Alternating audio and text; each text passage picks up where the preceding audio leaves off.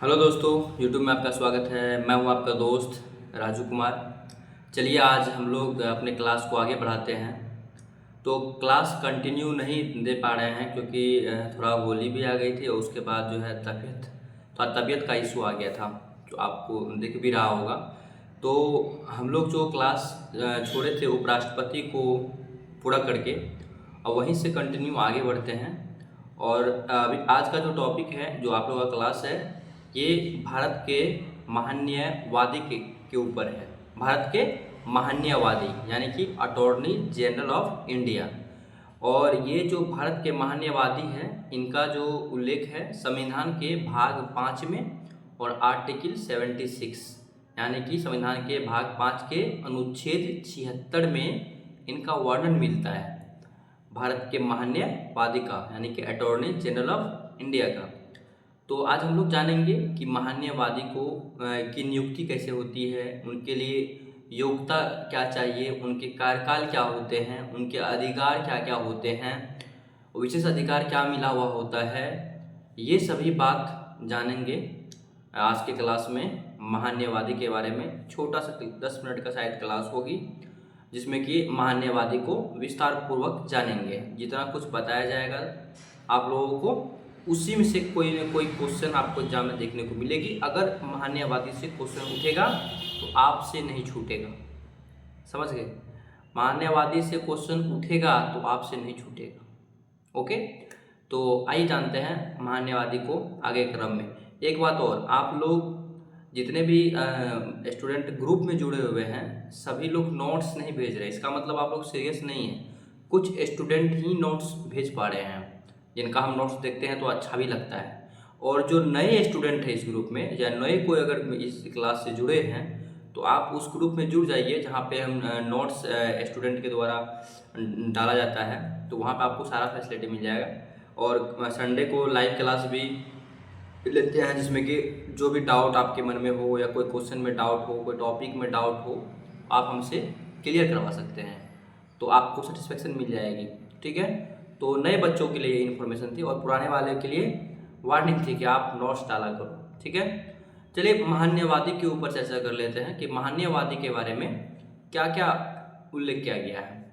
दोस्तों, पहली बात हम बता दिए, महान्यायवादी का उल्लेख संविधान के भाग 5 के भाग 5 में आर्टिकल 76 में अनुच्छेद 76 में क्या किया है। और एक अनुच्छेद और भी है, अनुच्छेद 88, उसमें भी इनका उल्लेख मिलता है।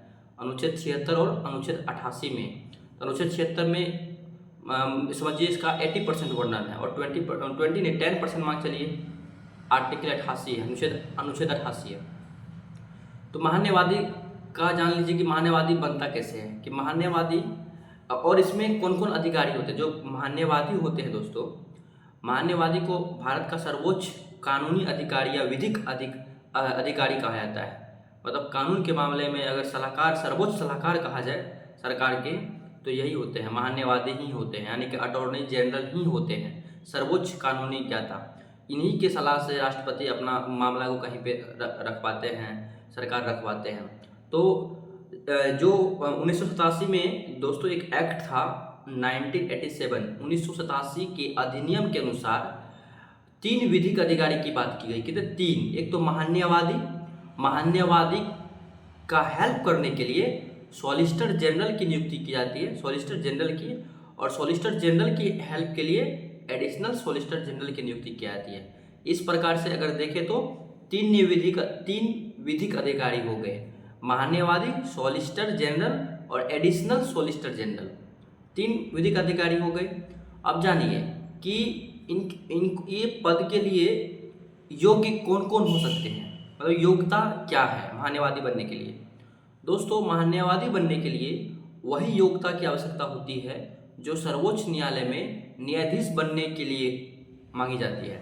यानी कि सर्वोच्च न्यायालय में जो न्यायाधीश बनेंगे, वही सेम योग्यता होनी चाहिए आपको एक महान्यायवादी बनने के लिए।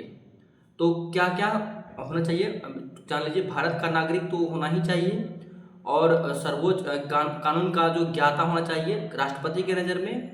दूसरा, तीसरी बात, हाई कोर्ट में 5 साल तक जज के रूप में कार्य किए हुए होने चाहिए। और नेक्स्ट बात कि या तो वो 10 साल तक हाई कोर्ट में वकालत क्या होना चाहिए। तो ये सारी बात जो है उनकी योग्यता में आती है।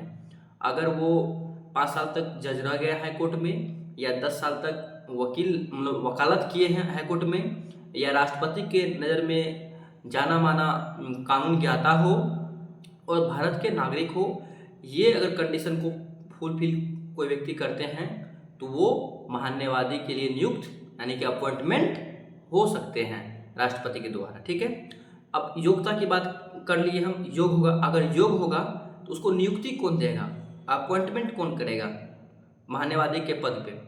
तो महान्यायवादी के पद पे नियुक्ति की बात आर्टिकल 76 में ही की गई है। इसमें कहा गया है राष्ट्रपति के द्वारा ही उस व्यक्ति का चयन किया जाएगा महान्यायवादी के लिए जो उनकी योग्यता को फुलफिल करेगा।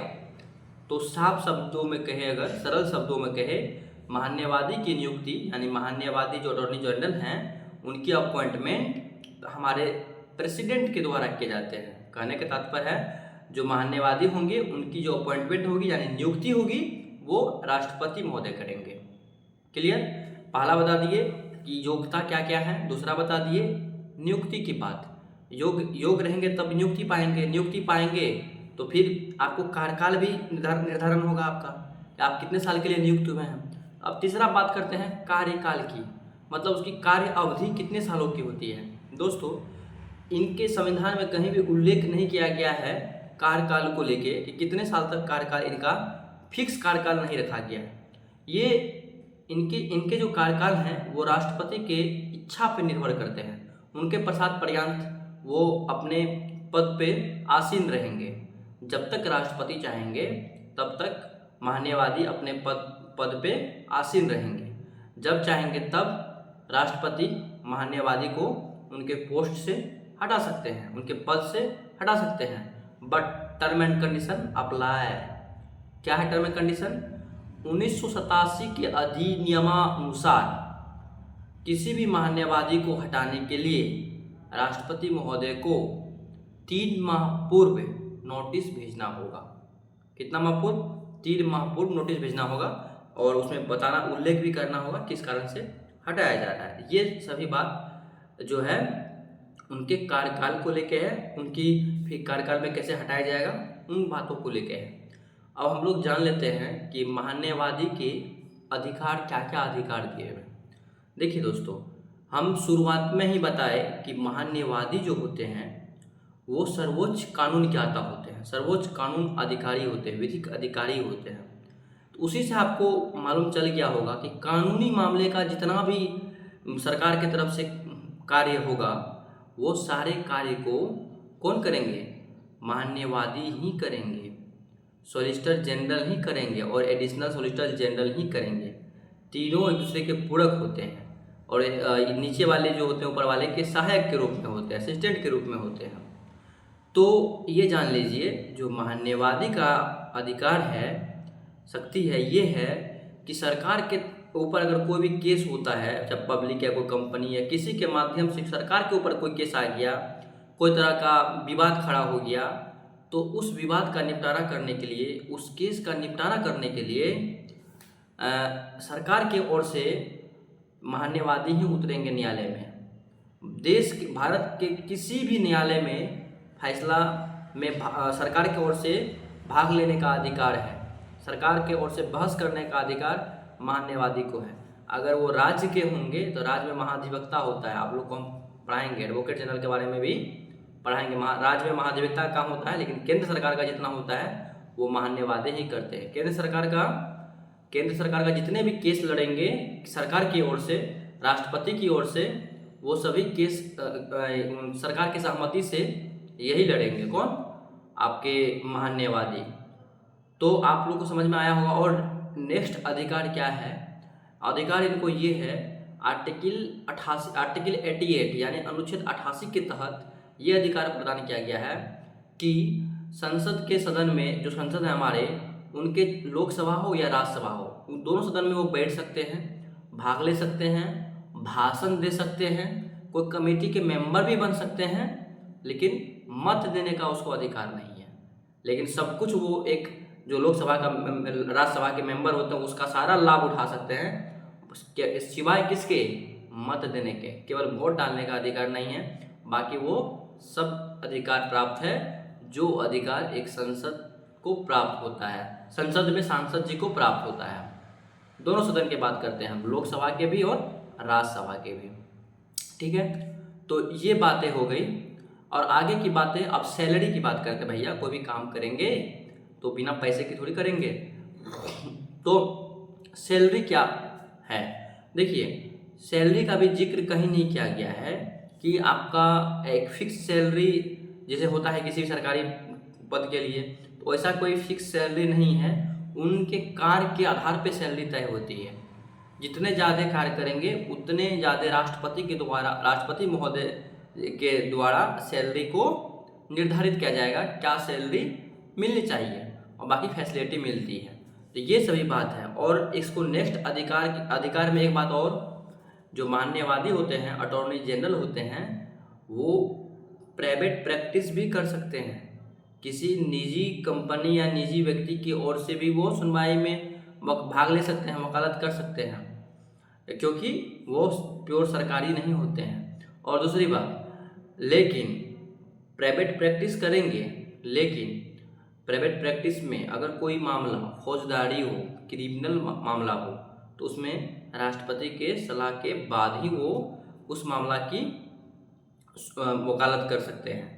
ये जितने सारी बातें बताए हैं आप लोगों को, ये मान्यवादी से यानी अटॉर्नी जनरल से जुड़ी हुई थी, और ये बहुत अच्छे से आप लोगों को बता दिए। सब एक क्रम में आप लोग नोट कीजिएगा। मान्यवादी को पहले आर्टिकल, फिर उसका संघ बनाइएगा, फिर उसको उसकी जो योग्यता लिखिएगा, फिर उनकी नियुक्ति लिखिएगा, फिर कार्यकाल लिखिएगा, फिर अधिकार लिखिएगा, फिर वेतन लिखिएगा। इस प्रकार से फॉर्मेट में नोट्स को बनाइएगा, तो आपका नोट्स बहुत ही खूबसूरत और सुसज्जित तरीके से दिखेंगे, और बहुत अच्छा भी लगेगा जब आप उस नोट्स को बार बार पढ़िएगा, या बहुत साल के बाद भी आप देखिएगा या किसी को दीजिएगा, तो आपको एक फॉर्मेट में मिलेगा सब कुछ, तो आसान हो जाएगा आपके लिए। और आपके अपने भाषा में, आप अपने भाषा में लिखने का प्रयास कीजिएगा।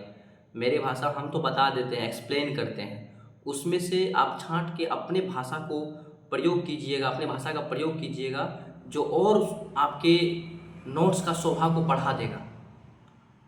हम जो कह रहे हैं, भावना को समझिएगा। अपना भाषा, हर विद्यार्थी को अपना भाषा ज़्यादा से ज़्यादा प्रयोग करना चाहिए, तभी वो नोट्स अपना लगता है।